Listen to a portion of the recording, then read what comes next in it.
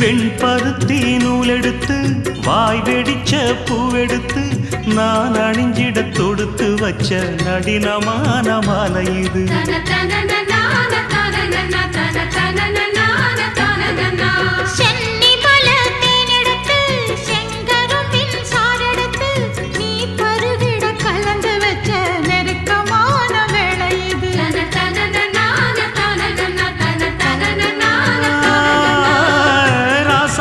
உடம்பிருக்கும் ரவிக்க துணி நானாக அன்னாடம் சூடி கொண்ட ஆசை வச்சாகாதா.